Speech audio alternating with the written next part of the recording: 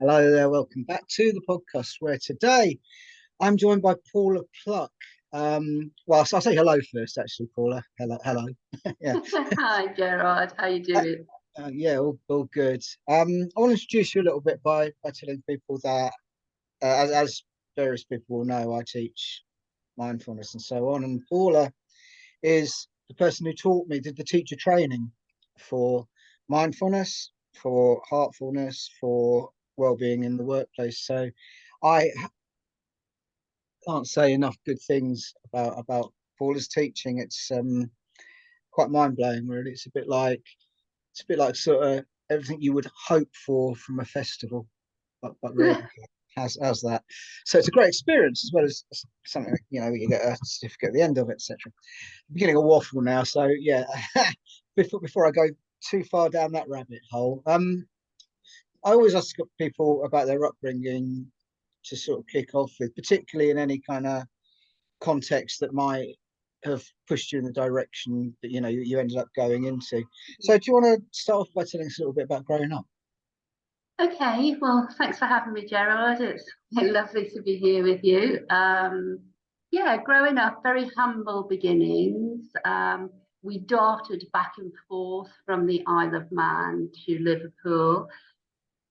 Yeah, we had guest houses and small houses, and I think there's sort of rental and small mortgages and big bridging things and lots of things going on. So a lot of our early childhood was sort of 4 months of wonderfulness, when the season was on. And then, because you could have all the stuff because the income was coming, and then 8 months of famine. So we had this like famine feast ratio going on. And I guess from a programming point of view, that's just something interesting that's just clicked in my mind that maybe we could pick up on later. Yeah, so it was quite tough. Our house in Liverpool was like a two up, two down type of thing. Firstly, the toilet was outside. We were pretty like the hard knocks life, type of thing. Is the survival of getting through.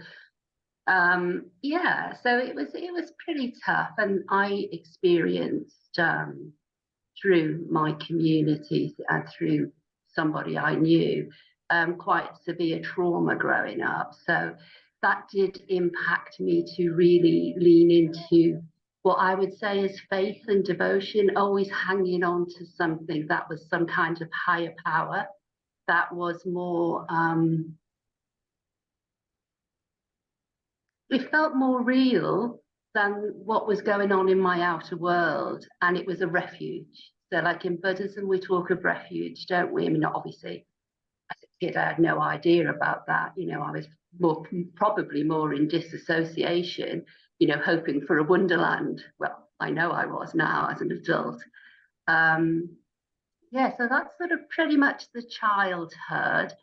I wasn't, destined for great things at all. It was all very much the sort of factory jobs, shops, sort of it was all, I'm not saying that that's not great, but we weren't nurtured in a way that would say, hey, this is your potential, this is your opportunity, this is what you can do. It was very much, you would sit with the careers advisor and say, I'd like to be this, or and they go, well, maybe you should do secretarial course. Your creativity is just like stop. So it's interesting because the socialization process around from school, from family, whilst everyone's doing their best, and this is not a like big dig, it's just we're dealing with what we know, aren't we? It can limit you to think, well, where can I go? What can I do? But I did have a wanderlust. And, maybe that was a runaway lust, but it was a wanderlust. So I always traveled. So I always wanted to travel. I first in my family just to run off to Australia for a year, do the Greek islands for 6 months, Europe for 6 months. Yeah, and then when I came back, I was working, sort of in a corporate environment, sort of building on my secretarial stuff. And what I realized with that was, you know, all these guys around me have got one difference to me, which is a degree. I'm going to get one of those because you get like double, triple pay with them. So I'm going to do that. So sort of that's what I did. And I got a degree in business. And of course, my heart was always about people. So I ended up doing the HR side of stuff, you know, so that's sort of childhood to there. And I think I did the business because I wanted to generate affluence. Mm. You know, so a driver was, you know, actually, I want a bit more freedom. I want a bit more.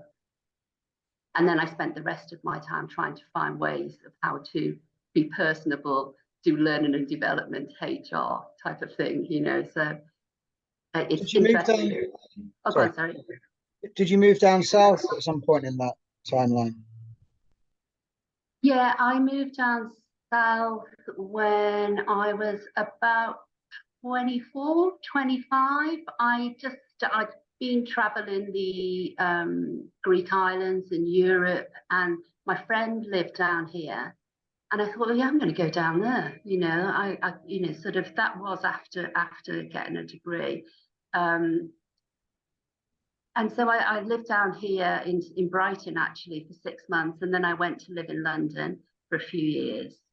And I found my spiritual community in London, and I learned how to do absent healing, teach meditation. I run lots of classes. So I was sort of like, my boys always say to me, Mum, how come you don't know all the music? And I was like, because I was teaching meditation 3 nights a week and partying at the weekend. You know, I sort of had this like one foot in the spiritual realm of being a leader and a group facilitator, and then the other foot in still wanting to hang out with my mates and party, and you know, but being mindful that I had to turn up, you know, on a Sunday to carry a service, on a Thursday night to carry a service, on a Monday night to carry a service. So there was that balance of, you know, recognizing that I had both, you know, which was right for me at the time. Can you tell us a little bit about this spiritual community you came in touch with, and how you found them, who they were, whatever? Yeah. So I'd found and touched upon other spiritual communities before. My sister Michelle had leukemia and she passed away. When she passed away, you know, it was like really sad. It tore all of our world apart because, you know, obviously death is really sad, but one of your own, it's like, oh my God, how can this happen? How can she die so prematurely? You know, she's this young woman, she's only 27. This is crazy, you know, but the thing that I remember most about all of that was seeing her laid out. And I thought, well, that's not Michelle. This is an empty shell. This is not Michelle. Mm. And I just couldn't get over the fact that I just knew it wasn't her. It definitely wasn't her. And then I started to think, okay, so you're not your body. Her spirit is not here. And then I felt like she was waking me up at 4 a.m. and I felt like I could still communicate with her at some level. And this made me well, firstly, it made me question, was I a nutter? You know, had I lost the plot? You know, oh my God, you know, I think they're going to be wheeling me away any minute. Silly Wizzy, you know, I didn't know what to think. And anyway, I turned up at a spiritual church, you know, as life would sort of guide you, you end up getting to these places. And, you know, I thought, okay, I'm not crazy because there's at least one room full of people who have experienced the same. So that's sort of, you know, we all want to feel safe, don't we? That's the main thing we want to feel is safe. And of course, if something's happening to you you're not used to, you don't feel safe. You know, you feel like a bit out of control. You're not wearing the same leather jacket or denim jacket as everyone else. You're all of a sudden going, oh, actually, maybe I believe in, you know, the continuum of the spirit. Maybe, you know, because what I definitely knew was what I'd seen with Michelle was that the breath of life arrives with you and goes when you go. So where does that life go?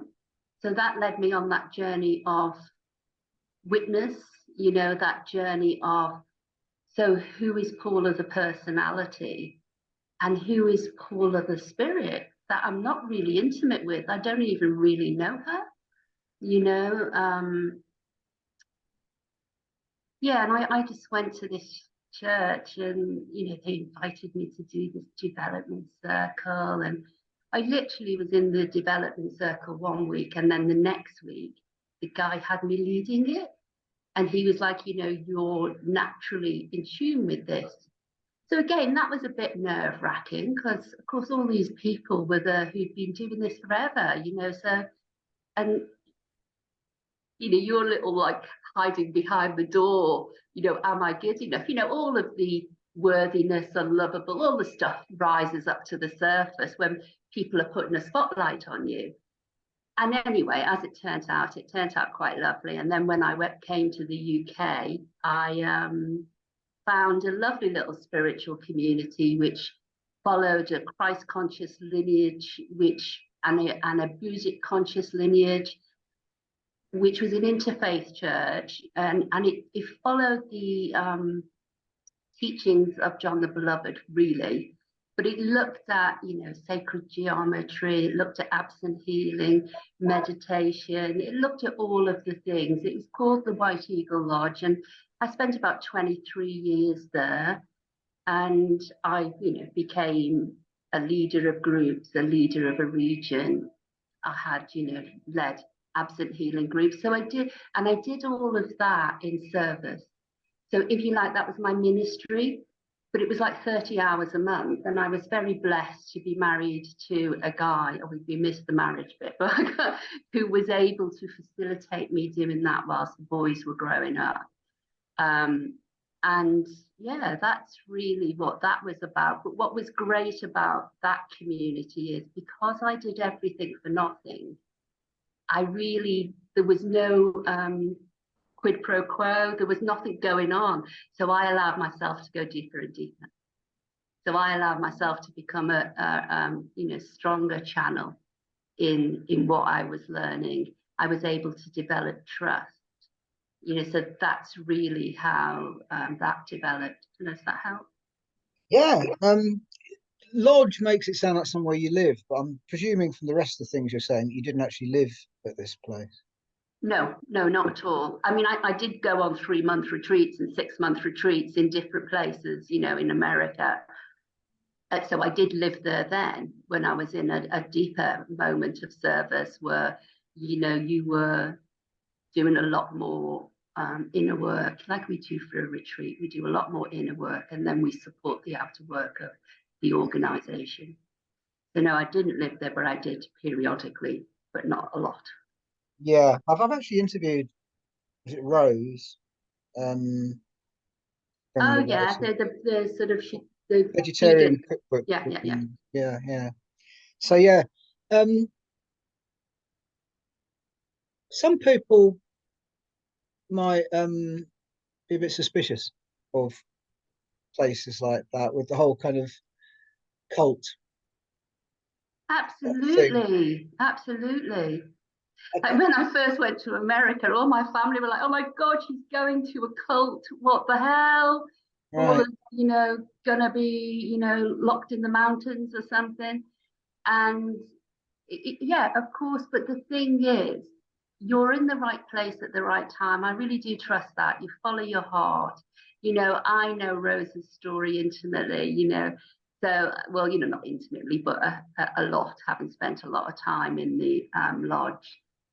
And I guess, she was quite a maverick. And, I believe her energy was of new energy to transform the way the lodge worked, but that didn't happen. And I, recognized, like when I left the lodge, I just didn't feel that we were embracing this new age in that same way. We were in the feminine power, although it was a matriarchy. I didn't feel, whilst it was a beautiful place and still helps many people, that I was able to give voice to who I was becoming. You know, it was like we just sort of had a little bit of a foot in the past, which can often happen in an organization. And, you know, it's a bit like the Brahma Kumaras, people call that a cult. You know, people call anything that gets a group a cult. You know, my sons, I was recently doing like a Joe Dispenza thing. You know, I did the week long, the progressive, the intensive. And one of my sons went, "Hey, mum, you better look out. You know, you and cults." You know, after the launch. And he said, "You know, this guy just has got all these people following him. You know, be aware." You know, and he was just like laughing with me. But you know, many things are said in jest, aren't they? So I think universal inspiration is so important, Gerard. And also, I don't think there isn't stepping stones between you and source. It's gorgeous if you want to call upon an angel. It's gorgeous if you want to be in presence and, you know, give honor to Kuan Yin or to Jesus or to Buddha or to Divine Mother. These are all lovely stepping stones of people who've gone before you. It's lovely to practice. Well, it is lovely to be in Sangha, to be in community, to be in tribe and practice, because it gives you a bedrock, particularly if you're teaching, to turn up. It creates your discipline, you know, and as you and I both know, the gig on this path is discipline. It's day in, day out. You know, it is the mystical experience of washing the dishes 3 times, but you're washing your mind. Do you know what I mean? It's like, because if we don't do it, we fall off. It's as simple as that. The dishes pile up, it all looks messy, and we're like, oh my God, my life. And then, you know, my life's a mess becomes I'm a mess, you know. This isn't good enough becomes I'm not good enough. And all of a sudden we turn in on ourselves. And we're really great at doing that, as you well know, with our, you know, negativity bias, our survival programming. So we got to, like, you know, take it a bit playfully, take it a bit joyfully, because it's a bit, you know, serious shift. As you know, it is. We're talking about the stuff of vulnerability. We're talking, you know, we're talking of really personal, powerful stuff here that we have to hold in a basin of love, because if we don't, who else will? Can we home in a bit more on what this stuff actually is? Because I'd like to just wind back a little bit to you found this spiritual community, if you like. I mean, spiritual is one of those words that can mean anything to anybody, I suppose, really, isn't it? So what exactly were you kind of getting into it on a sort of practical level? I mean, presumably meditation, for instance, that on that kind of level, what were you learning or becoming? Okay, so I was learning to understand that my true nature was I'm a spiritual being in a physical body, and this body is my vehicle to express through a living temple the divine. That's what I was learning. But yeah, I was learning that. I was learning the benefits of meditation in terms of feeling aligned, feeling at one. I was learning probably foremost service, of how to be able to give, and give with freedom and love, and feel just through giving that joy's through you. You know, it's gorgeous because you're just turning up. So I'll give you, like, just before I finish, this is what a week would look like for me. I would do a Sunday service, I would do a children's service, I would do a Monday night service, I would do a Tuesday night Amethyst Ray group, and I would sometimes do a Thursday. So I was doing a lot of stuff and a lot of service. And before that, when I'd lived in the Isle of Man with Mark and the boys, Ben and Dan, I actually ran a region. So I, you know, did the library. Mark did the accounts. I remember the lady Elaine who run it with me, you know, dear soul sister. I remember Mark passing me some books and saying, you know, you need to sort this out, you know, accounts. And he had, you know, like my co-leader down as a debtor, 2 books.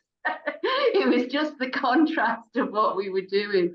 It just made me laugh, because here we were turning up doing these Sunday services, and in black and white practicality, Mark had her down as a debtor because she hadn't paid for these 2 books. So it's about, just, sorry, that's a really long answer to your question. But it was about learning to serve, knowing you're divine, trusting in the divine, and showing up like it won't go wrong if you trust, which is, you come up against your personality then. And I guess what we were taught to do, Gerald, which is useful and not useful, is to hold the divine at all times. But if, like me, you've suffered trauma and disassociation with trauma, that becomes a spiritual bypass. And I'm not sure it's not meant to be, because you're just going for the elevated emotion, the best next feeling thing. You're going for something beautiful. But if there's part of you that doesn't believe you're divine, who believes she's unlovable or he's unlovable, guess what? You've got to circle back and get them. You can't be hanging out in this little world of, oh, I'm becoming enlightened, hold the press. I ain't got time to go back there and look at grief and trauma. Don't you know, I'm on my way. I've got my gong, I'm out there. We don't do this. And I think we were taught to do that in some ways, to really, just hold that highest good. But if part of you doesn't believe they're anywhere near that highest good, who's experienced sexual trauma, who's experienced the real pain of life, whether it's trauma with a capital T, or it's little trauma, not feeling seen, not feeling heard, all of these things, there's parts of us that have blocked themselves away, what we call the shadow, what we call the inner child, but we must go back and rescue them. If they're in a burning house, let's go and love them. Let's bring them back, This strikes me as an interesting area. Oh, I can hear myself feeding back. It strikes me as an interesting area because I was listening to Bruce Lipton the other day talking about the news. I can't remember what he called it, the new psychology, perhaps, the new something or other, which was the idea that you can kind of overwrite programs, and you don't need to actually go back as such and fiddle about with the programs. You don't need to revisit the sort of dark stuff. You can just simply overwrite them. So that's the sort of crux, whether you can or not, or whether you should or not, is the crux of what you're talking about here, isn't it, I suppose? Yeah, I'm glad you brought that up, because for some people, and of course, the elevation of doing this, leaning into the divine, was amazing. It helped me speak in front of audiences. It helped me do all of these things. But there was still, something going wrong. Why wasn't I feeling great all the time? Why didn't I have this what empowering presence, this peace? I could have the Nobel Peace Prize in resilience. I'm brilliant at bouncing back. But you want a bit more. You want a steady life. And so for some people, what you've just said is true. But, in universal love, we have a circle of universal love, and people who've experienced trauma can be in judgment, and we can say, well, this is all connected, it's oneness, but that bit's on the outside. That's not true, is it? So the trauma is on the inside too. Now, I do believe, and I have experienced what you've just said and what Bruce has said, but it wasn't my journey. I went through that liminal stage of hitting the floor, and literally having to integrate all the parts of me back together, to love them back to wholeness, to teach those parts of me I was divine, because their suffering was too big to believe in. That was a block to the presence of love that couldn't be hurdled with, You know, sometimes I was doing 4 90-minute sessions of meditation a day. So this is not a girl who wasn't trying. I was leaning in big time for a miracle. You know, I was desperate for the miracles. And I guess that's where it is. I was coming to it matter to matter as well. But 90-minute session. I've done that loads of times. Loads of times. That's quite a lot, he said. Understating. Yeah, wow. Well, that's reprogramming your brain. You know, the best way to reprogram your brain and to get into those grooved neuro pathways is to get into the alpha, you know, the theta state. So, you know, what prayer and meditation does, they take you into an ease state where you're not in survival, your heart can become open and you can receive more love. And I guess for some people, they don't need to do that inner work in the same way. But the majority of people I know do. The majority of people, and is that like attracts like? Well, the majority of great speakers I look at do as well. So it's like, okay, I'm circling back because there is a part of me that really doesn't believe she's divine and human. There's a part of me that feels hopeless, you know, or did. You know, I've scooped that part of me up now. And, you know, whenever I hear myself going down that eddy, that whirlpool, you know, getting into those negative states of lowering my vibration, because really it's about the frequency, isn't it? I'm not going to be hanging out with the elevated emotions of joy and delight while I'm terrified. Mm. So for me, it was very straightforward. Go and get the bits that are terrified. Go and love them and let them know, parent yourself. This is classical psychology. You know, go and parent yourself. Go and love yourself. Bring yourself back to wholeness. And that's not, you know, just this simple job. But, you know, every time it's a bit like, you know, the old elastic band, you like click it, click it, click it every time you have this thought. Well, when you're doing that, when, you know, sort of what I started to consciously do, and it's what my new book's about, is powering presence and then bringing the parts up in me that were afraid and going, okay, honey, I'm here for you. Tell me what's going on. Sweetheart, I've got your back. I love you. We can start again. You do not need to carry this. Because remember, these parts as well are there to protect you. So it's like the parts that, you know, are your protector parts, at one point in the journey become the parts that stop you taking the next step. So, you know, that's when, you know, and they'll be there screaming, you know, they will come up against it. You know, you'll have parts in you that really want to protect you. And it's like, hey, let me get curious. Let me understand you. God, I'm sorry that this happened. This is hateful. You know, anything that happens, you can be with a person, and we none of us have got to 30 or so without suffering bereavement, without suffering betrayal, without suffering loss. So we're all carrying a big bag of shadow. And I guess the divine feminine side of it, which I do think, you know, we all know the sort of energy is rising with masculine and feminine. I'm not cutting the masculine out. No, no. But, you know, all of the Me Too movements, all of the abuse stories coming up, this is where, you know, the Dalai Lama says, you know, it will be the Western woman who helps elevate the planet, because the mum won't leave anything out. And she won't say to you, let's override the program. I know you can. But if your child needs to be seen and heard, and that includes your inner child, it's really, really, really, really, really, really, I can't even say how many more reallys there is to it, that you listen and that you love and you let. So can I just I'll just sort of go. So I'm in presence. Paula's in presence, holding her pain, connecting with my oversoul, connecting. So I've gone mind, oh, to body, this hurts. Okay, let's go to soul. What's my soul got to say about this?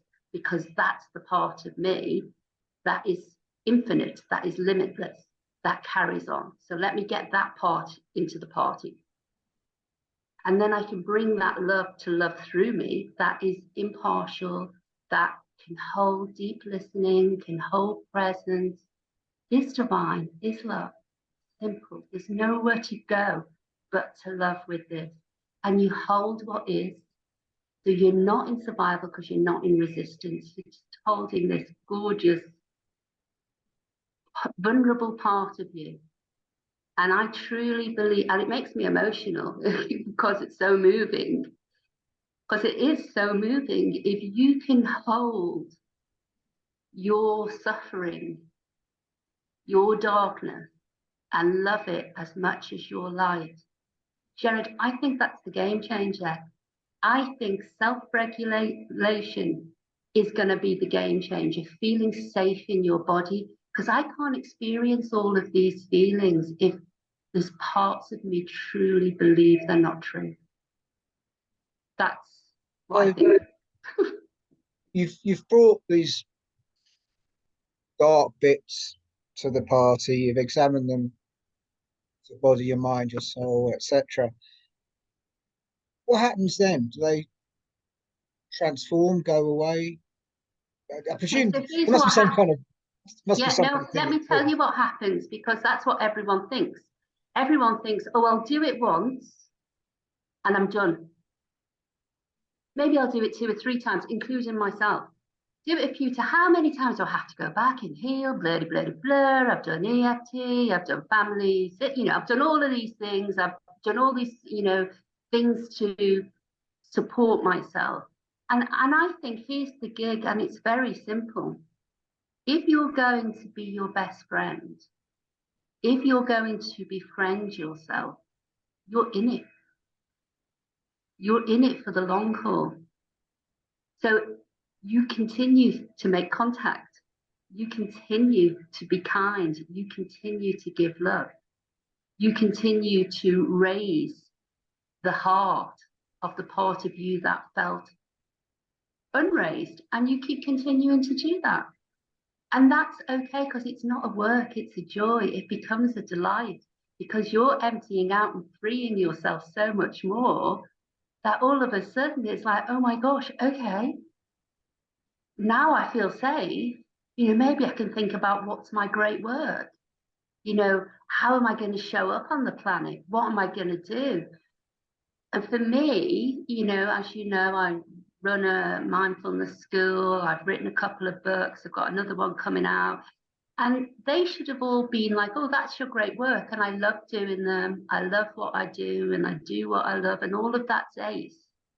But but all of me wasn't in. And so I've spent the last year, whilst I haven't, and I have done stuff, really leaning in. Well, even the last few years, but really this last year, I've really been leaning in and going, I've got you. You're safe. This is okay. And it's okay not to feel okay. And it's okay to feel sad because you're human and you're divine. Yeah. And it's a tragedy that actually so much self-help is all focused on, woohoo, we're always happy. That's not true. How can I be compassionate and love you, Gerard, if you're in your moments of vulnerability and I can't even meet you there? When we have deep sadness, bereavement, people are deeply sad, then it would be an atrocity not to grieve, not to allow that to come Yeah. through. Yeah. If Yeah. someone, you find out that your partner's, having an affair, or somebody you love dearly is injured, you're going to get into the depths of vulnerability, you need to, and forgiveness. The reason a lot of spiritual traditions talk about forgiveness and gratitude as 2 of the pillars to move through for transcendence, for enlightenment, for awakening, is because you're bringing yourself back to your original innocence, and your original innocence isn't polluted with all this stuff, and our divine stuff isn't. It isn't. And I guess the barometer is, We know where we're at because we're feeling, what we're feeling. We magnetize what we're feeling. That's the basis of the law of attraction. You and I both know that. We play with it with the, bring in 1,000, bring in a house, bring in a whatever. But the point is, bringing you. For me, that's what I think my great work will be, is bringing all of you to the party that can love, let love through you. Be this person who stands for love in action. I mean, what an inspiring thing to be inspired by what you do. Wouldn't that be amazing to wake up every day and be so inspired by your service? And you were in that joy of it? Yeah, it's the dream, isn't it, basically? I noticed you talked about feeling safe more than once as you were talking about that. Is that the prize, so to speak? Do you know what, Jared? I think it is, because if I'm not in survival, I'm in creation. And when I don't feel safe, I'm in survival. When I'm triggered, I'm in survival. Something is not safe in the environment, I'm hyper vigilant. Mm. And of course, if you've suffered and experienced any, and 1 in 3 children in the UK do, so we know 1 in 3 adults do suffer either mental, physical, emotional, sexual abuse of some kind. And that's before we get into the trauma of the family we live in. You sort of like, my dad was a chronic alcoholic. What if our partner's depressive? What if someone around us, doesn't feel that safe? That it makes us feel unsafe. So we've got triggers all the time.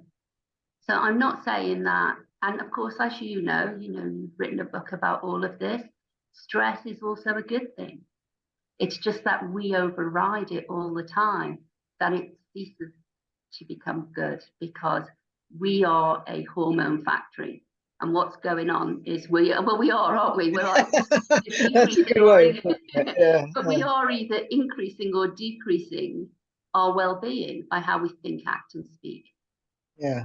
So when I was like really unlucky in some ways, because I tried antidepressants for a few months, to help get my neurochemistry back online, but it didn't work for me. I just felt worse. So, I just thought, okay, meditate more.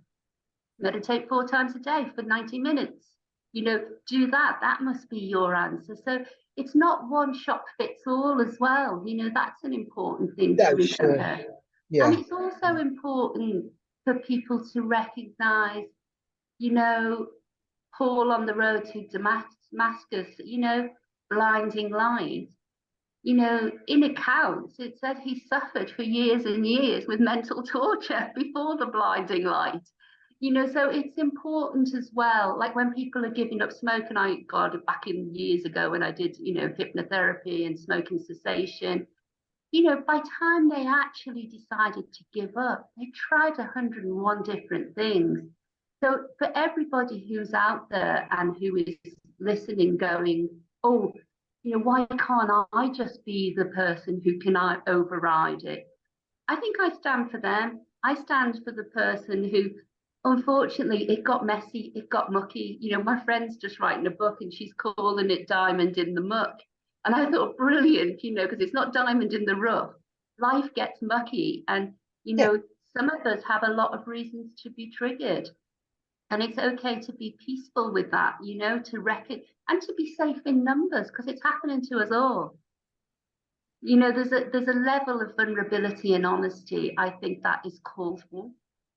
That is Totally. important. Yeah. I think it's really important. Um, it's really important that the people that we learn from are open about their own vulnerability and so on, because otherwise there's a danger, and I'm sure we've had this discussion before, or I've probably ranted about it before. Otherwise, there's a danger that you get these Eckhart Tolle type people who just look like they're kind of some kind of transcendental perfect person who never experiences anything beyond bliss or whatever, and it just feels out of reach and It feels out of reach when out of reach. people are like that. it's much more important that, yeah, we're all in this. We're all muddling through. We're all just kind of doing our best, and there are skills, there are techniques, etc., etc. But below it all, we're all just people muddling through.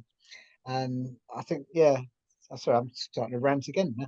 But yeah, No, no, that's no. I think that's That quite important. it is important. And what I would say to that, Gerard, there's two things there. It's important to know that we are all human. And like Viktor Frankl says, between stimulus and response, there is a pause, we can make a choice. And this is why we get the scaffolding of meditation, of mindfulness, of everything else in place. So we train our brain to love. We train our heart to love. But when we get into presence, our training is coming from the infinite part of us, not the finite.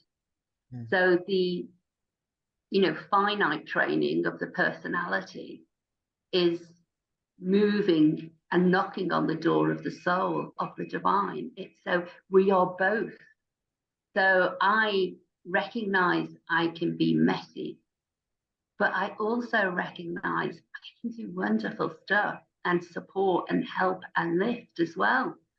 So it's about marrying that finite life, if you like, our individual human persona, with our infinite aspect, which is eternal.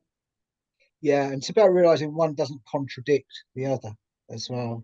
Yes.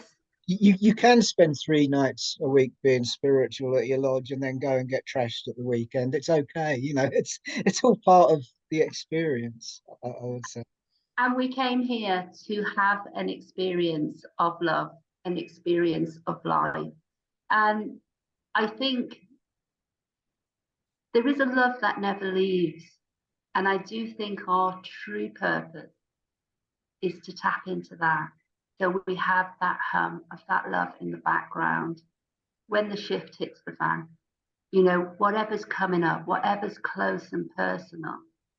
And we may still get triggered, and then we know that's where there is a block to the presence of love, that we truly are. So I would say there is a certainty that we would like to cultivate, and a faith in who we truly are. That is what we plug into to power our life, and that's presence. So we power our life with presence. And who knows, we may get our wings, we may become Eckhart Tolle, we may, float around in peace. And, it might be our job to be, foot soldiers. I'm not going to limit myself. I have no idea what I'll be. But what I know is I want to be real. I don't want to pretend to you my life is perfect, because I cry, because things do hurt, because I do grieve. Sadness is part of my emotional makeup at times, as is frustration. All of those things are part of me because I'm human. What's different these days, they just don't hang out there as long. I recognize that I am my, for want of a better word, healer. I am my lover. Love is loving through me. So I have a choice. Do I let anger through me, or love through me? Do I take the grace of something that this world cannot give me or take away, which is presence, which is divinity, which is devotion? So can I hold that in a basin container? Can I put my suffering in that container so it knows it's okay? Getting back to the story, how did you get into actually doing the teacher training and that kind of? I presume at first you would have just started teaching mindfulness rather than teacher training. Is that what happened? Well, I've been teaching it for 20 odd years, hadn't I, in Lodge? And because I was in learning and development, I was a HR director, and I had the opportunity to work across learning and development. And when we were doing harmonization programs and, basically redundancies and restructuring, I would, sort of slip into the conversation and create training programs about awareness and about, sort of self-development. So I started to teach those, and then Mark and I had Ben and Dan, who are my sons, twins, and I reincarnated as a twin mum. And so I wrote my first book then, and I was lecturing just for 5 hours to be a big person at times as well in the local university. And I sort of like decided I don't want to go back into the city, you know, when the boys are old enough to go to school and stuff. What I want to do is do this because I love it. And I'd sort of been teaching little stress management classes and stuff like that. And then I thought, you know what? I know how to write a program. I can find out how to get it accredited. And that's what I did. And then I just kept writing programs, getting them accredited, and then getting, you know, them into schools. So, and one of the things, it was basically, it's a very, well, it's a very, you know, I wanted basically to send my boys to private school, and you needed like 60K after tax a year to do that. And it was like, okay, well, I want to be there when they come home from school. I want to be there 5 months a year when they're off from school. So what can I do? And it wasn't like this idea came to me overnight. It was very organic. I wrote the first program. I had a chat with the well-being manager of Mind. He happened to invite me to do some training. That led to me doing more training. That led to me starting to advertise in like the Association of Complementary Therapists. And it all just happened organically. I didn't wake up and think, how am I going to earn this money? I woke up and I thought, what can I do to serve and empower me at the same time, you know, to be more of what I believe is the truth. So the gift of training, you know, all the time on weekends, midweeks, is you are rewiring your neural pathways for that truth. So you get to stay in that truth a bit longer, you know, so that's sort of basically what happened. That's how it evolved. It didn't evolve like, you know, me being this big entrepreneur who was going to get an IPO or do anything. It was just like me being a mum, wanted to love her kids and done it that way. Mm. Your teaching, let's start that one again.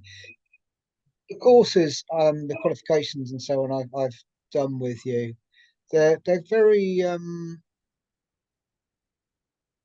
spiritual. I mean, I initially learned mindfulness in an absolutely and deliberately secular way, if you like. And I was very comfortable with that. I've always really been kind of helped by all the scientific proof as it's emerged in the last 20 years or whatever. That's been a good source of encouragement to me, I guess, really. So you got this kind of thing between science and spiritual, or science and religion, as it was always called, I guess. The Celestine Prophecy talks, I don't know if you know that book, talks about the ongoing battle through the centuries, or the ongoing relationship through the centuries between science and religion, or science and spirituality. And so where do you sit on all that? Do you think I get the impression that the science might be useful, but it's not something that massively interests you in when it comes down to it. Is that fair? Well, let me just say thank you to the science, because I am quite sure without the science, I couldn't have brought my authentic spiritual teaching to the party.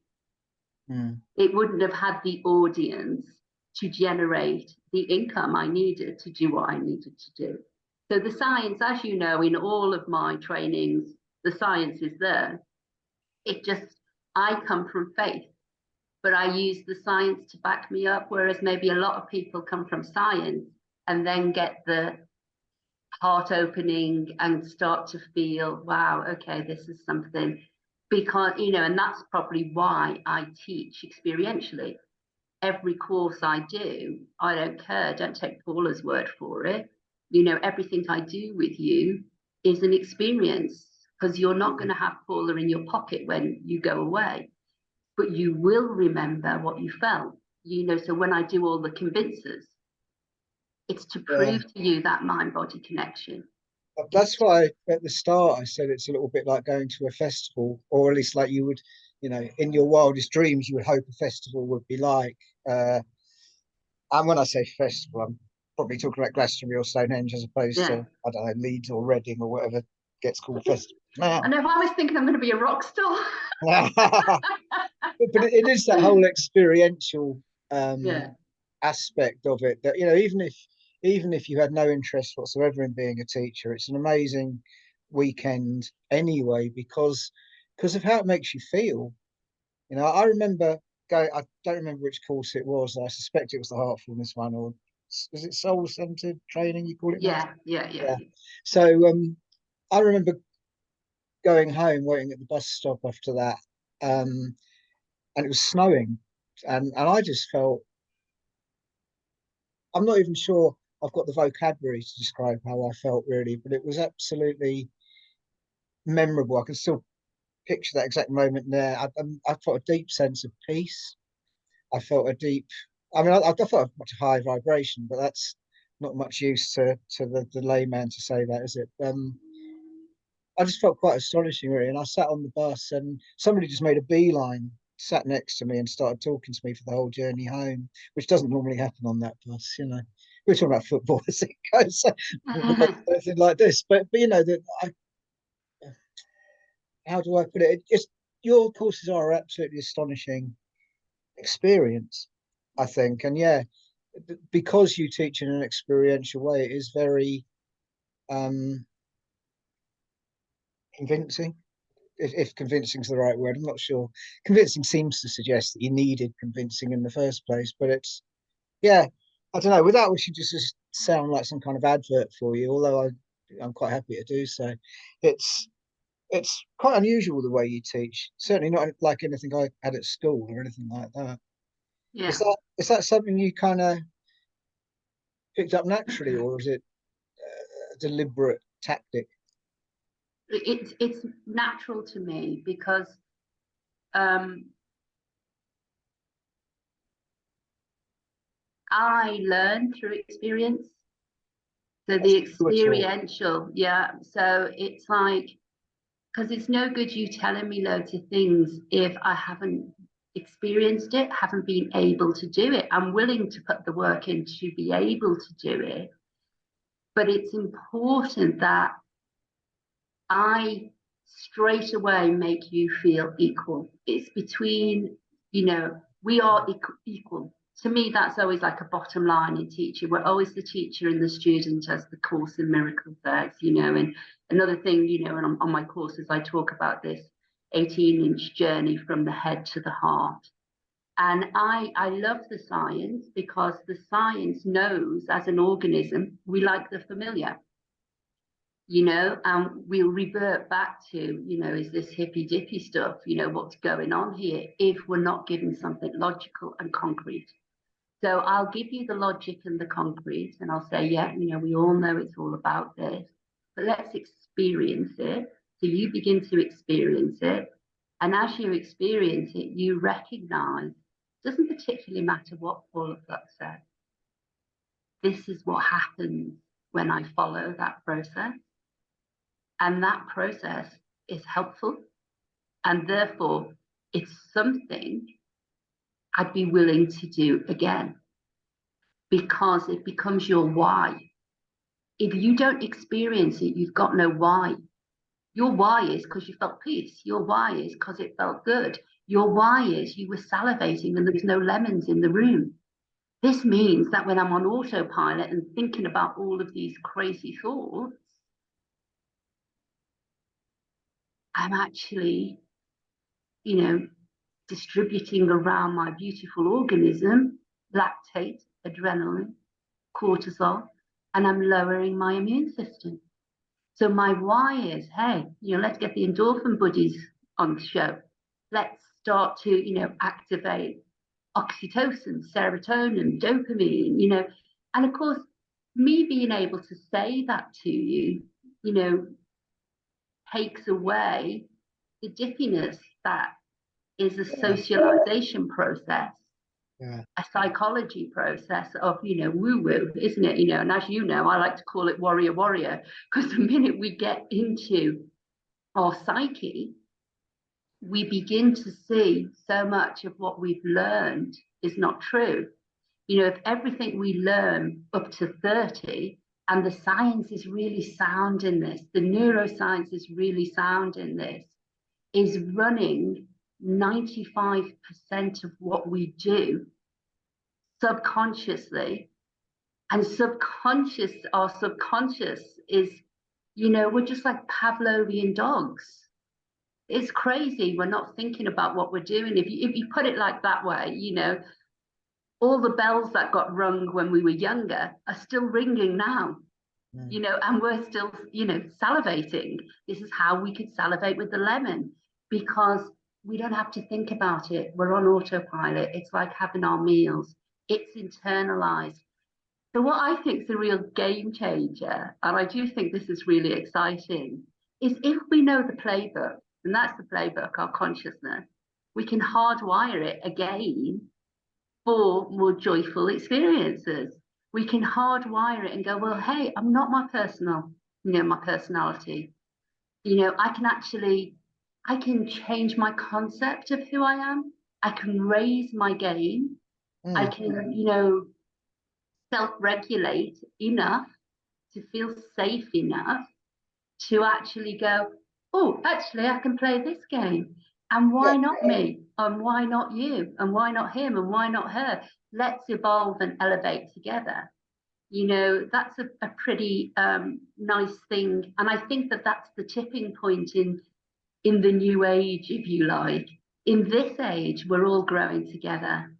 It's not like, we're going to be one person who's a charismatic leader and, in the main, generally comes to a sad end. You can't make everyone come to a sad end. You have all these charismatic leaders, or people who are just looking in their own little corner of the world to inspire people to be, the best. It all sounds a bit like a platitude, the best version they can be of themselves, but just the loveliest, kindest, authentic, truest they can be of themselves. So I'm in the corner shop and I'm loving and I'm laughing. It doesn't mean I've got to be out there rocking the world.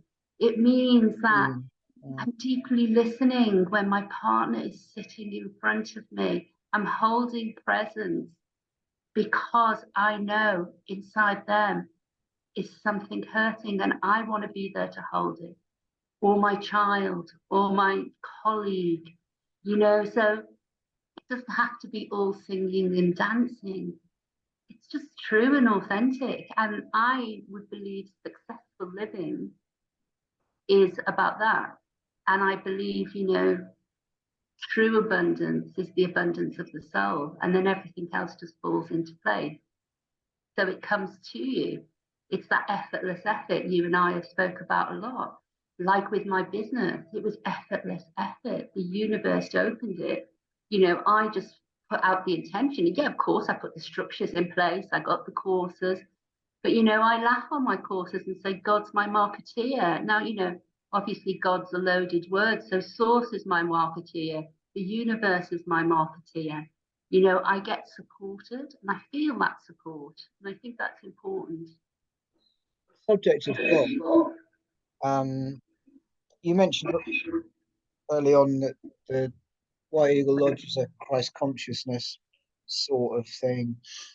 It might be worth explaining to people the difference between Christ consciousness and Christianity, because it's probably an easy, easy thing to wrongly conflate, I suppose. Yeah. So the Christian mystics, Teresa of Babylon, Francis of Assisi, the more Christian mystical side is about you will do this work too. What's in me is in you. It's all about empowerment, empowering the power of the spirit or of universal love in you. So it has nothing to do with a doctrine that is keeping you small, like a religious church sense that is saying you can only, do ABC. You can't do the whole thing.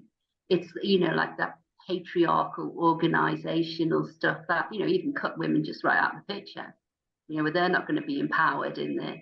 You know, they're not going to get a name as an apostle. Woohoo! No, no way. You know, so it's interesting. You know,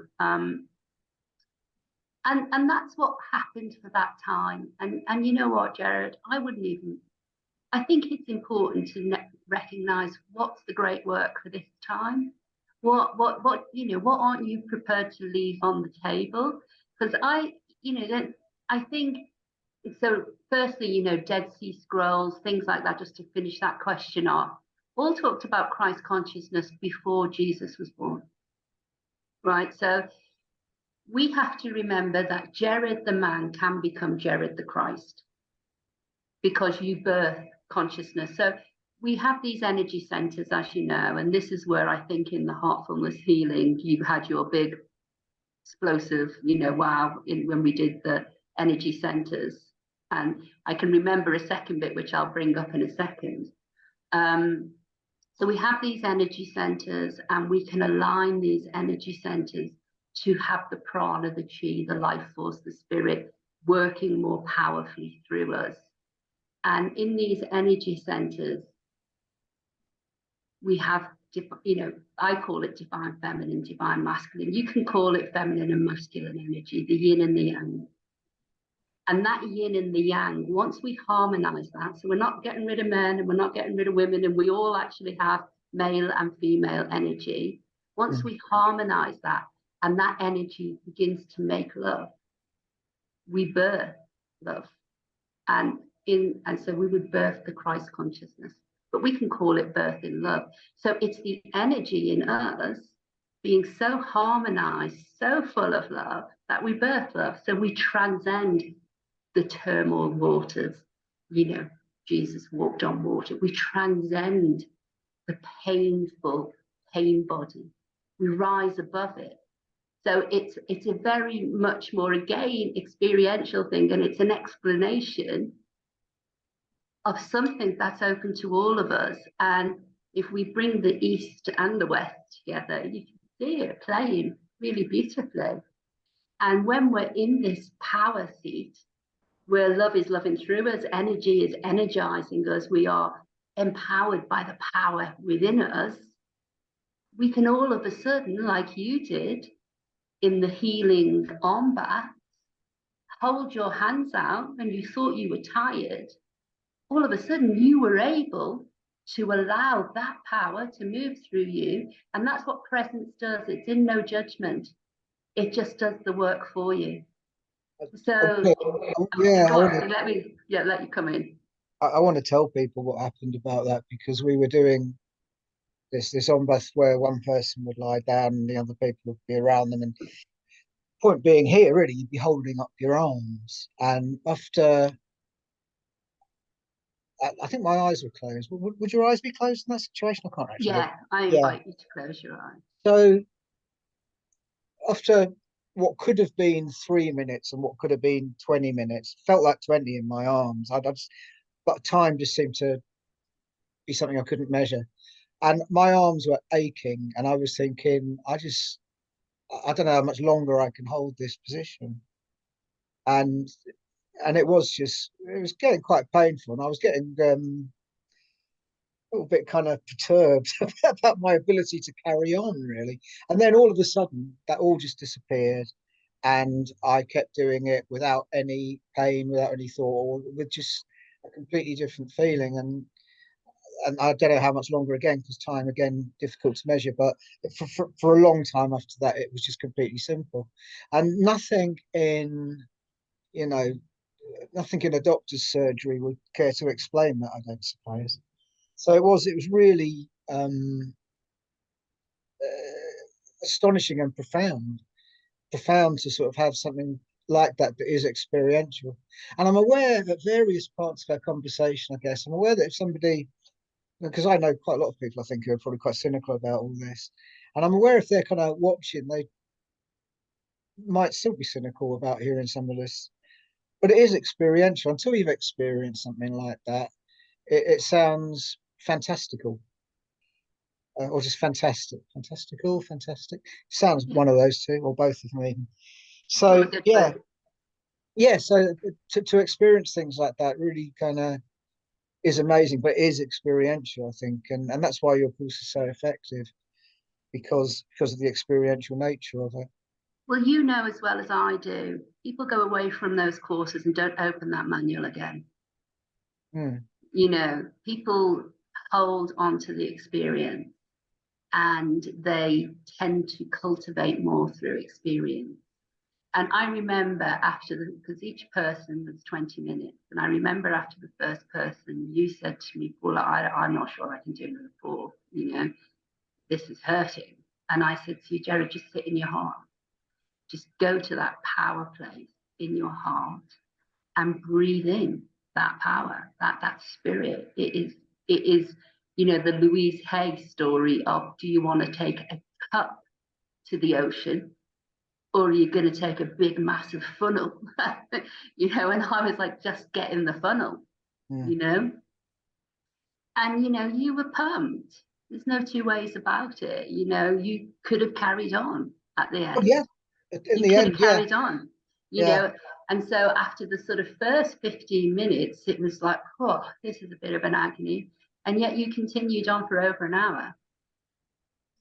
And without any of the initial worry or pain or tiredness or anything. Yeah, absolutely. Yeah, and I remember talking to you about that as well, and you were Yeah, can saying, I yeah, yeah, I'd love to speak to your question, because I don't want to bypass that. So what can we do? We know how leaning into our personality and just depending on ourselves, has gotten us, and how far it's gotten us, and, feeling that sense of separation, because one of the things that gave you that power is you felt connected. mm, You weren't in it alone. And so I would invite people who are listening and are skeptic. And you know what? I love that you're skeptic. Thank you for being skeptic, because as you experience it, you will become, it will be even better for you, type of thing, because the experience is there. It's happened to hundreds of millions of people. You can't say you're too sick, you're too old, you're too young, you can't do it, you can't meditate. None of that really matters. The matter is a matter of personal responsibility. If I know there are ways to enhance my well-being that don't involve getting high, numbing out, over shopping, getting addictive behaviors in, if I know there are things that can do that, and I'm not feeling joy every day, maybe I can become a little bit curious about that. If the science is so sound and it's saying it's the cheapest and best thing out there to support yourself, maybe my self-image, my personality can lean into that and give it a go, and that's what I'd say. Give it a go for 21 days, 30 days, try it out, just 5 minutes at a time, 10 minutes at a time, just give it a go. Try and notice how you can self-regulate, because that's the most important thing here. Firstly, you self-regulate, you become calm, everything on the relaxation, meditation, mindfulness, you'll notice in my teacher training, there's relaxation sitting at the beginning, because we're usually too busy in our head to even begin being mindful or practicing meditation. So we have to bring everything down, everything in, and go, and let's say the other thing, self-care is very much, let's have a walk along the ocean's edge, walk along the seafront. Let's, in Japan, they subscribe forest bathing, getting back to nature, connecting to nature. Everyone goes, oh, these tree huggers, it's all hippy dippy. But actually, we get our oxygen, we're breathing, we're alive because of trees. There's always a practical answer to what has become hippified, mm, mm. like we're all connected. Well, just in your house, you needed a plumber, an electrician, someone to upholster furniture, all the food in your cupboards. You've had tarmac roads, you can drive to get there, you can go into the supermarket, there's loads of choice. We're already connected. We're just not mindful enough to recognize it. So and then that's where the gratitude story comes in. How kind I've got all this going on. Already there's a lot of going on for my health and well-being that I'm completely ignoring. So I think for the people who are skeptical and for the people who aren't, just turn up, give it a go. And if it makes a difference, great. And if it doesn't, you gave it a go. You don't want it left on the table, Like I always say to my clients, what are you prepared, at the end of your life, what are you prepared to say, I didn't give a go, I didn't take a shot at? Maybe that's a question you'd like to answer, what wouldn't you want left on the table? Yeah, absolutely. I think what you were saying then made me remember when I first started meditating and understanding that I was meditating. I did it for many years on and off without really kind of getting it at all, I would say. But when I did it felt like coming home. It felt like a sort of I it felt like had the that. first time I'd relaxed in literally years. First time I'd let my brain have a little break whilst I've been awake in many years. But yeah, there was this feeling of kind of coming home, which is very difficult to describe if you haven't experienced it, I suspect. But yeah, absolutely bizarre. And I think in terms of, yeah, until you were saying, what are you prepared not to give a go, etc. I think skepticism is a very healthy place to start, quite frankly. And I think if you do start from skepticism and then you move into a non-skeptical position, I think that's a very good transition. I think possibly better than starting, willing to believe anything you're told, really. Yeah, because that can be dangerous. Yeah, quite. Yeah, because there are nutters out there and cults and so on and so forth. You talked about the new age.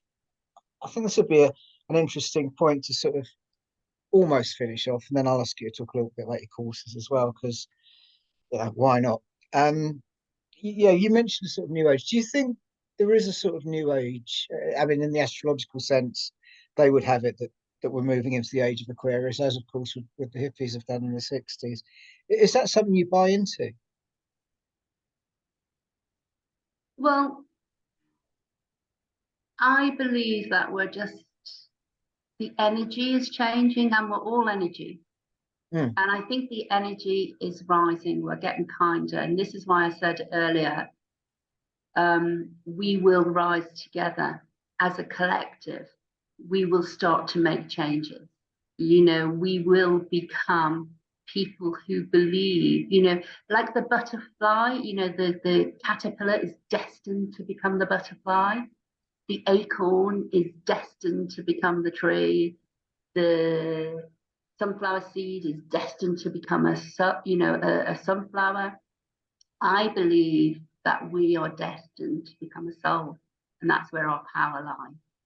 I believe our destiny is to understand that we have a completely infinite, limitless nature that we can bring into this finite body. And we are that nature. And this is the vessel we use to experience it. So we are a spirit with a soul living in a body. Do you believe that collectively as well as individually? Oh, absolutely. Even if you don't know it, for me, my belief is it is what you are. So I can't change that. And most spiritual traditions would concur with that that's the essence of essential spirituality. But we've become so separate. We identify as our car, our clothes, our, house. We identify as our social standing. We identify as our entitlement of who we think we are, as our self-image. We've been taught to do a driven get. Our kids become their results. It's output. And actually, this energetic change, which I do believe in, this sort of feminine rising, is going to marry that get with let's get curious as well. Maybe it's not just an endpoint. Maybe, you know, there is something that can arise in conditions. You know, it's not just I'm a failure if I can't do this. Or maybe that's not my path. You know, maybe this is not the journey for me. Maybe I'm becoming a violinist because my dad was, whatever it is. Maybe actually my journey is something else. So again, it comes back to being authentic to your soul song, to your authenticity. And there's a lot of barriers to that, psychologically and sociologically, you know, all of our conditioning. So we're sort of clearing away, you know, all of these like bricks in front of the heart to get there and go, okay, this is me. You know, the greatest showman, you know, this is me. I'm going to step up as I am and be okay with that. Yeah. Be okay with not being all of the people, pleasing all of the people all the time. So Well, yeah. I do believe there is a new emergence of consciousness that is getting elevated. Cool. So if people want to be a part of that, do your courses.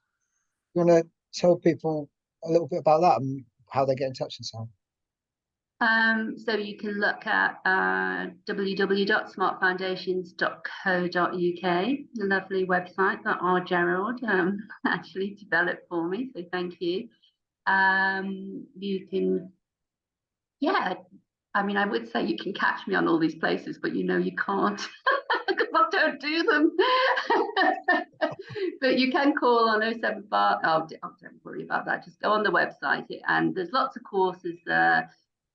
I am doing some more new courses, which I think is what I really is my don't leave on the table, which is about your great work, which is about soul sovereignty, coming into your soul. So all of the secular stuff, although you call it spiritual, for me, I call it secular. Everything I put into, you know, the training courses in Smart Foundations, all of that secular stuff, I'm sort of like still doing it, but I want to go into the heart and depth of who you are. So that's my new movement. So there's going to be, you know, new courses in really being an advocate for the sacredness in you. Cool. And Thank you. So that's smartfoundations.co.uk. yeah, And yeah, so all that remains, I'll keep talking to you after we finish recording, but all that remains for me to say is thank you so much for your time, Paul. Absolutely fascinating, as I knew it would be, quite frankly.